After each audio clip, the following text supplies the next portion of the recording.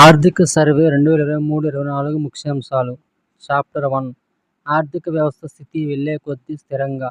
వాస్తవ జీడీపీ వృద్ధి రేటు 6.5% నుండి 7%గా ఉంటుందని, నష్ట రిస్కులు సమానంగా సమతుల్యంగా ఉంటాయని, మార్కెట్ అంచనాలు ఎక్కువగా ఉన్నాయని ఆర్థిక సర్వే అంచనా వేసింది. భారత ఆర్థిక వ్యవస్థ అనేక బాహ్య సవాళ్లు ఉన్నప్పటికీ 2023 ఆర్థిక సంవత్సరంలో వేగాన్ని 2024 ఆర్థిక సంవత్సరం వరకు కొనసాగించింది.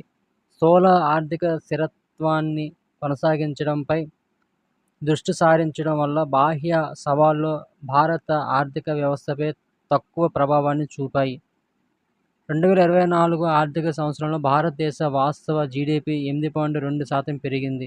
ఇది 2024 ఆర్థిక సంవత్సరం 4 త్రైమాసికాలలోని మూడింటిలో 8% మార్కును దాటింది.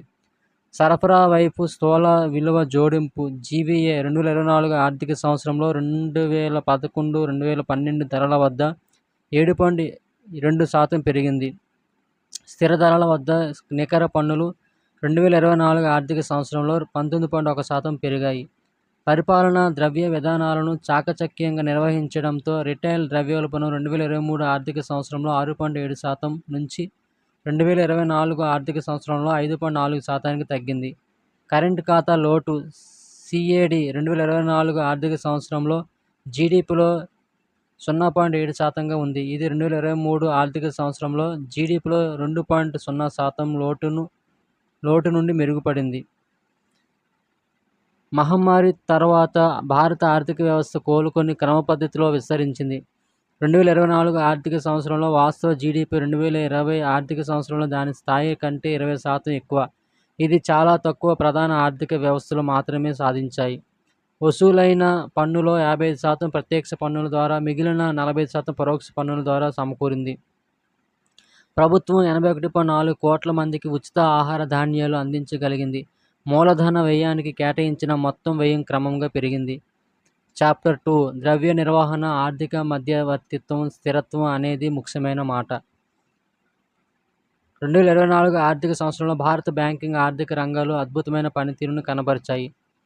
మొత్తం ద్రవ్యోల్బణ రేటు నియంత్రణలో ఉండడంతో ఆర్బీఐ ఏడాది పొడవునా స్థిరమైన పాలసీ రేటును కొనసాగించింది. 2024 ఆర్థిక సంవత్సరంలో పాలసీ రెపో రేటును 6.5%గా మానిటరీ పాలసీ కమిటీ ఎంపీసీ యథాతథ స్థితిని కొనసాగించింది. వృద్ధికి ఊతమిస్తూనే ద్రవ్యోల్బణం క్రమంగా లక్ష్యానికి అనుగుణంగా తయారైంది. షెడ్యూల్ కమర్షియల్ బ్యాంకుల రుణ పంపిణీ 2024 మార్చి చివరి నాటికి 20.2% వృద్ధితో రూపాయలు 164.3 లక్షల కోట్లకు చేరుకుంది. హెచ్డిఎఫ్సి బ్యాంక్లో హెచ్డిఎఫ్సి విలీనం ప్రభావాన్ని మినహాయించి బ్రాడ్ మనీ M3 వృద్ధి 2024 మార్చి 22 నాటికి 11.2% YoYగా ఉంది. ఏడాది క్రితం ఇది 9% మాత్రమే. బ్యాంకు రుణాలలో 2 అంకెల విస్తృత ఆధారిత వృద్ధి బహుళ సంవత్సరాల కనిష్ట స్థాయికి స్థూల నిరర్ధక ఆస్తులు, బ్యాంకు ఆస్తుల నాణ్యతలో పెరుగుదల ఆరోగ్యకరమైన స్థిరమైన బ్యాంకింగ్ రంగం పట్ల ప్రభుత్వ నిబద్ధతకు నిదర్శనం. ప్రధానంగా సేవలకు మరియు వ్యక్తిగతంగా రుణాలు ఇవ్వడం ద్వారా రుణ వృద్ధి బలంగా ఉంది. 2024 ఆర్థిక సంవత్సరంలో వ్యవసాయం, అనుబంధ కార్యకలాపాలు 2 అంకెల వృద్ధిని సాధించాయి.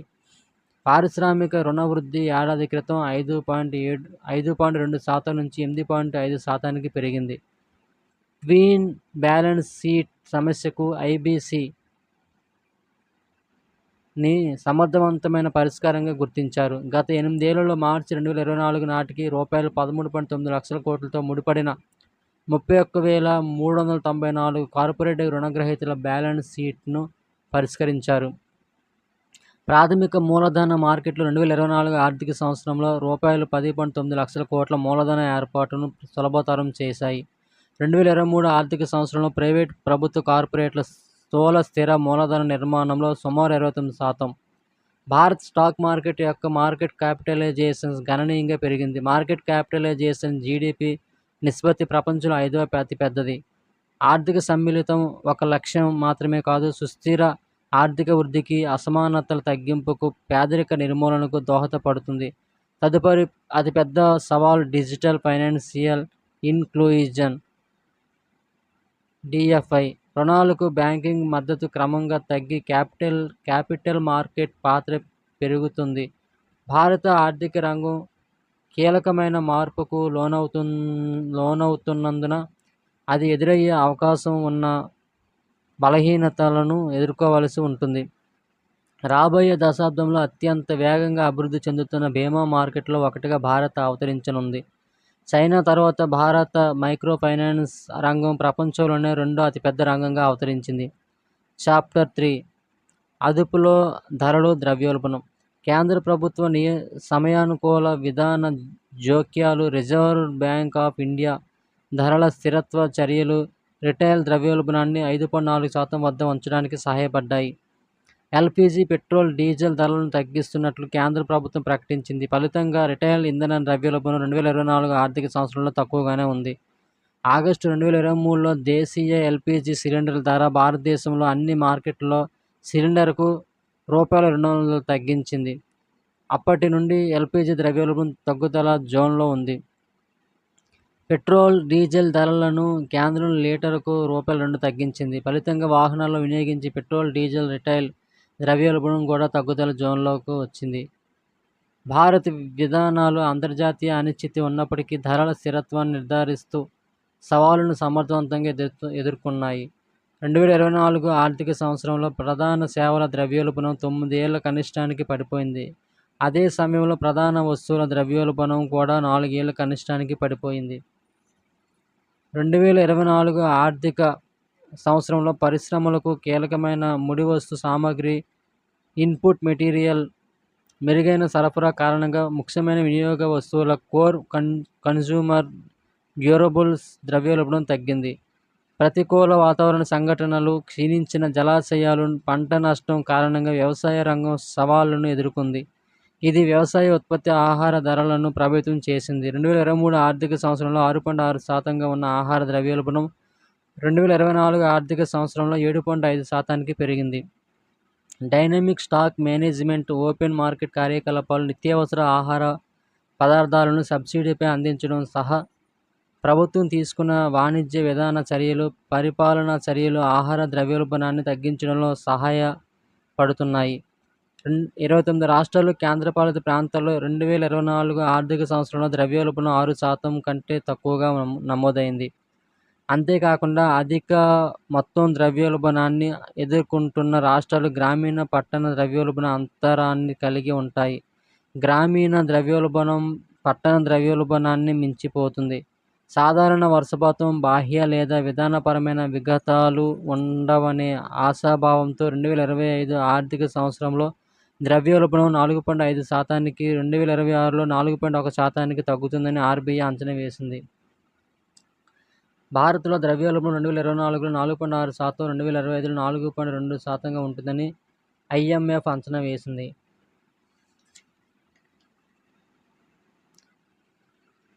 చాప్టర్ 4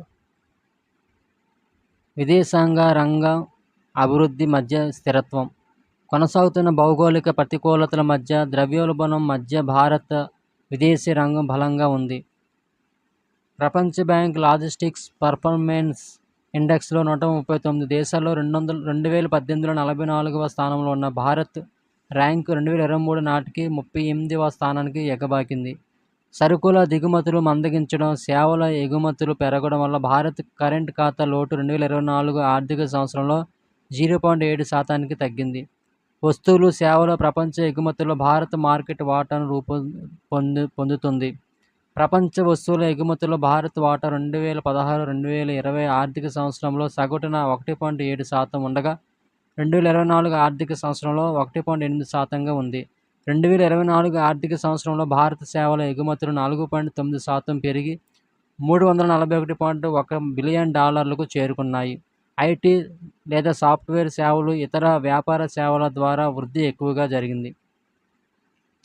2023 నాటికి చెల్లింపులు $120 బిలియన్ మైలురాయికి చేరుకోవడంతో ప్రపంచవ్యాప్తంగా రెమిటెన్స్ గ్రహీతల్లో భారత్ అగ్రస్థానంలో ఉంది.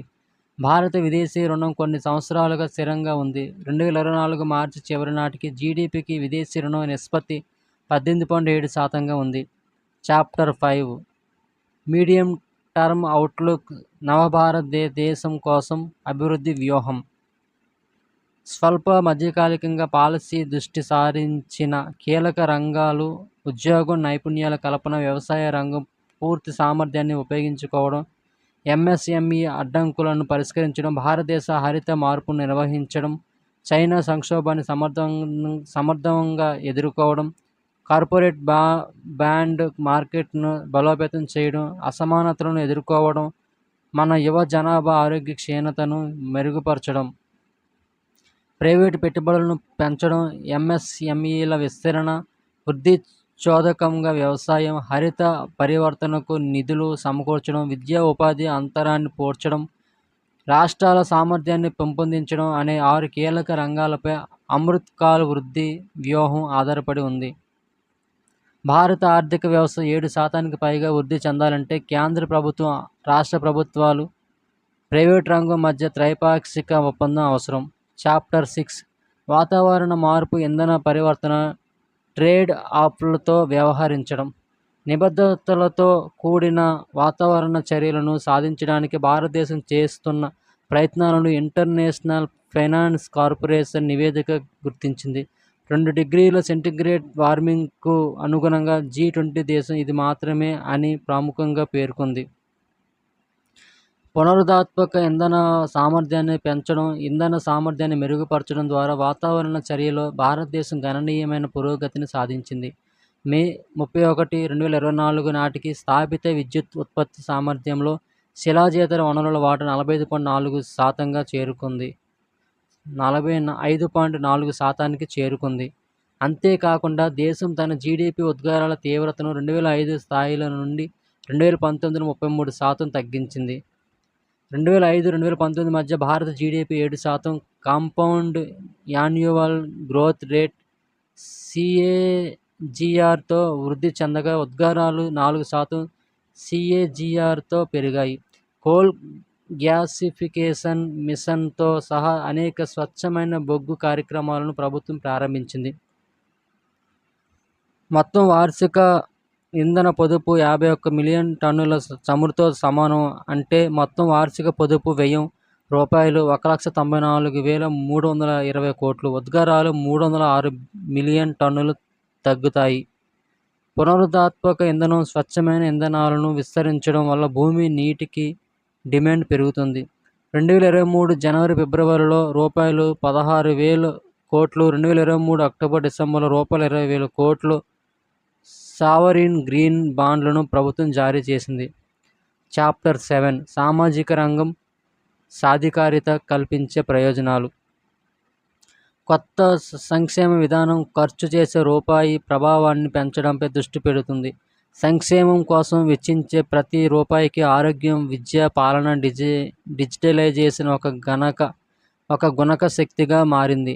2018 ఆర్థిక సంవత్సరం నుంచి 2024 ఆర్థిక సంవత్సరం మధ్య నామమాత్రపు జీడీపీ 9.5% CAGR వృద్ధి చెందగా సంక్షేమ వ్యయం 12.8% CAGRతో వృద్ధి చెందింది.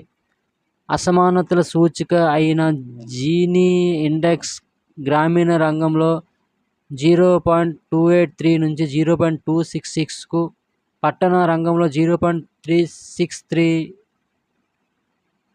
నుంచి 0.314కు తగ్గింది. 34.7 కోట్లకు పైగా ఆయుష్మాన్ భారత్ కార్డులను సృష్టించారు. ఈ పథకం 7.37 కోట్ల ఆసుపత్రి ప్రవేశాలను కవర్ చేసింది. మానసిక ఆరోగ్యాన్ని నిర్ధారించే సవాల్ అంతర్గతంగా ఆర్థికంగా విలువైనది. Ayushman Bharat PMJMY health insurance కింద 22 మానసిక రుగ్మతలు కవర్ అవుతాయి. బాల్య విద్య కోసం పోషణ్ బి పదాయి బి కార్యక్రమం అంగన్వాడీ కేంద్రాల్లో ప్రపంచంలోనే అతిపెద్ద చారిత్రక అధిక నాణ్యత గల ప్రీ స్కూల్ నెట్వర్క్ను అభివృద్ధి చేయడం లక్ష్యంగా పెట్టుకుంది. విద్యాంజలి చొరవ 1.44 కోట్లకు పైగా విద్యార్థుల విద్యా అనుభవాలను పెంపొందించడంలో కీలక పాత్ర పోషించింది. SC, ST, OBC వంటి బడుగు బలహీన వర్గాలే ఉన్నత విద్యలో నమోదు పెరగడానికి కారణమని, అన్ని విభాగాల్లో మహిళల నమోదు వేగంగా పెరుగుతుందని 2015 ఆర్థిక సంవత్సరం నుంచి 31.6% పెరిగిందని సర్వే తెలిపింది. 2020 ఆర్థిక సంవత్సరంలో 25,000 కంటే తక్కువ పేటెంట్ గ్రాంట్లతో పోలిస్తే 2024 ఆర్థిక సంవత్సరంలో దాదాపు 1,00,000 పేటెంట్లు మంజూరు చేయడంతో భారతదేశం పరిశోధన అభివృద్ధిలో వేగంగా పురోగతి సాధిస్తుంది. 2025 ఆర్థిక సంవత్సరంలో ప్రభుత్వం రూపాయలు 3.10 లక్షల కోట్లు కేటాయించింది. 2014 ఆర్థిక సంవత్సరంలో బిఈతో పోలిస్తే ఇది 218.8% అధికం. పీఎం ఆవాస్ గ్రామీణ్ కింద గత 9 ఏళ్లలో 2024 జూలై 10 నాటికి పేదల కోసం 2.63 కోట్ల ఇళ్లను నిర్మించారు. 2014-15 నుంచి 2024 జూలై 10 నాటికి గ్రామ్ సడక్ యోజన కింద 15.14 లక్షల కిలోమీటర్ల రోడ్డు నిర్మాణం పూర్తయింది. చాప్టర్ 8 ఉపాధి నైపుణ్యాభివృద్ధి నాణ్యత దిశగా. గత 6 ఏళ్లలో భారత కార్మిక మార్కెట్ సూచికలు మెరుగుపడ్డాయి. నిరుద్యోగత రేటు 2022-23లో 3.2% తగ్గింది. 2024 మార్చితో ముగిసిన త్రైమాసికంలో 15 ఏళ్లు అంతకంటే ఎక్కువ వయసు ఉన్న ప్రజల త్రైమాసిక పట్టణ నిరుద్యోగ రేటు 6.7% తగ్గింది.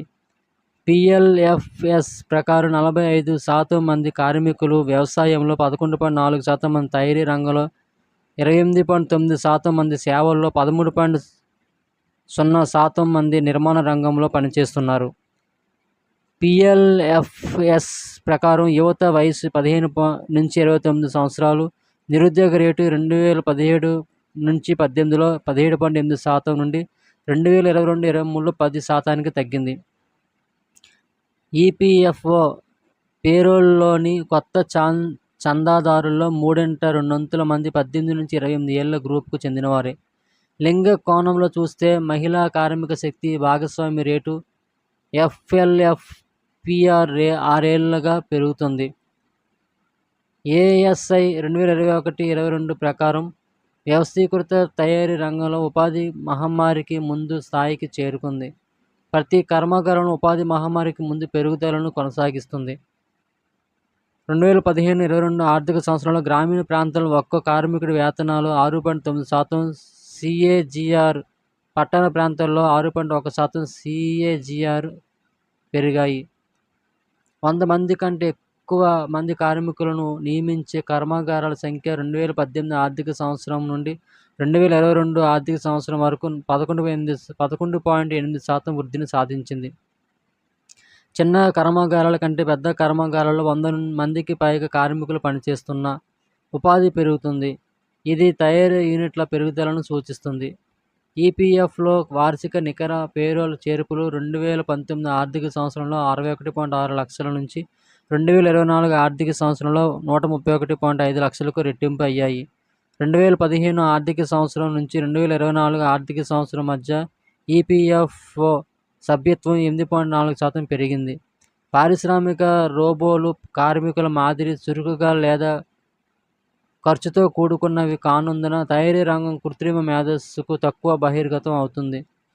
గిగ్ వర్క్ ఫోర్స్ 2029-30 నాటికి 2.35 కోట్లకు పెరుగుతుందని అంచనా. పెరుగుతున్న శ్రామిక శక్తికి అనుగుణంగా వ్యవసాయేతర రంగంలో 2030 వరకు భారత ఆర్థిక వ్యవస్థ ఏటా సగటున 78.5 లక్షల ఉద్యోగాలను సృష్టించాల్సి ఉంది. 2022లో దేశంలో 50.7 కోట్ల మంది ఉంటే 2050 నాటికి 64.7 కోట్ల మందిని జాగ్రత్తగా చూసుకోవాల్సి ఉంటుంది. జీడీపీలో 2% సమానమైన ప్రత్యక్ష ప్రభుత్వ పెట్టుబడులు 11 మిలియన్ల ఉద్యోగాలను సృష్టించే సామర్థ్యాన్ని కలిగి ఉన్నాయి. వీటిలో దాదాపు 70% మహిళలకు వెళుతుంది. చాప్టర్ 9 వ్యవసాయం, ఆహార నిర్వహణ సక్రమంగా ఉంటే సమృద్ధి. వ్యవసాయం అనుబంధ రంగాలు గత 5 ఏళ్లలో స్థిరమైన ధరల వద్ద సగటు వార్షిక వృద్ధి రేటు 4.18% నమోదు చేశాయి.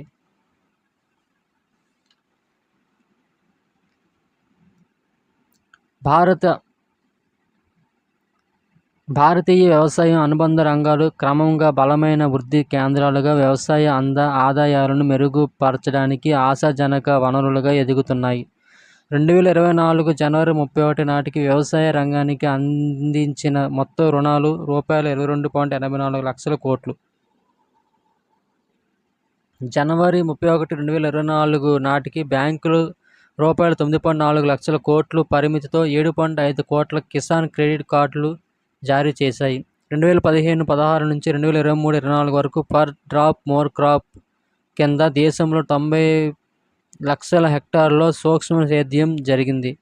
వ్యవసాయ పరిశోధనలు, విద్యతో సహా పెట్టుబడి పెట్టే ప్రతి రూపాయికి రూపాయలు 13.85 ప్రతిఫలం లభిస్తుందని అంచనా. చాప్టర్ 10 పరిశ్రమ చిన్న మధ్య తరహా విషయాలు. 2024 ఆర్థిక సంవత్సరంలో 8.2% ఆర్థిక వృద్ధి రేటుకు 9.5% పారిశ్రామిక వృద్ధి రేటు మద్దతు ఇచ్చింది. అనేక రంగాలలో అవాంతరాలు ఉన్నప్పటికీ తయారీ రంగం గత దశాబ్దంలో సగటు వార్షిక వృద్ధి రేటును 5.2% సాధించింది. ప్రధాన వృద్ధి చోదకాలు, రసాయనాలు, కలప ఉత్పత్తులు మరియు ఫర్నిచర్, రవాణా పరికరాలు, ఫార్మాన్యూటికల్స్, యంత్రాలు మరియు పరికరాలు. అనేక రంగాలలో అవాంతరాలు ఉన్నప్పటికీ తయారీ రంగం గత దశాబ్దంలో సగటు వార్షిక వృద్ధి రేటును 5.2% సాధించింది. ప్రధాన వృద్ధి చోదకాలు, రసాయనాలు, కలప ఉత్పత్తులు, ఫర్నిచర్, రవాణా పరికరాలు, ఫార్మాన్యూటికల్స్, యంత్రాలు, పరికరాలు. గత 5 ఏళ్లలో బొగ్గు ఉత్పత్తిని వేగవంతం చేయడం, దిగుమతిపై ఆధారపడటాన్ని తగ్గించడంలో సహాయపడింది. భారత ఫార్మాన్యూటికల్ మార్కెట్ $50 బిలియన్ విలువతో ప్రపంచంలోని 3వ అతిపెద్ద మార్కెట్గా ఉంది. ప్రపంచంలోని 2వ అతిపెద్ద వస్త్ర తయారీ పరిశ్రమగా టాప్ 5 ఎగుమతి దేశాల్లో భారత్ ఒకటి.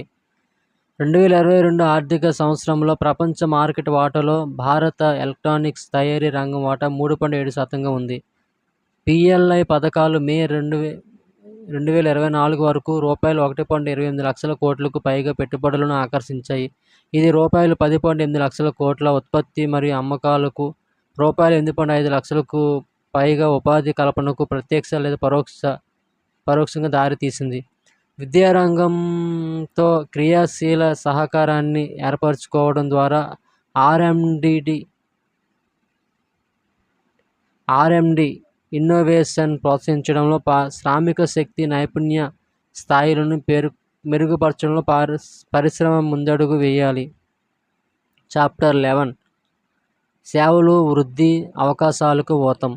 మొత్తం స్థూల విలువ జోడింపు GVAలో సేవల రంగం వాటా ఇప్పుడు మహమ్మారికి ముందు స్థాయికి అంటే 55%కి చేరుకుంది. సేవల రంగంలో అత్యధికంగా యాక్టివ్ కంపెనీలు 65% ఉన్నాయి. 2024 మార్చి 31 నాటికి భారతదేశంలో మొత్తం 16,91,495 యాక్టివ్ కంపెనీలు ఉన్నాయి.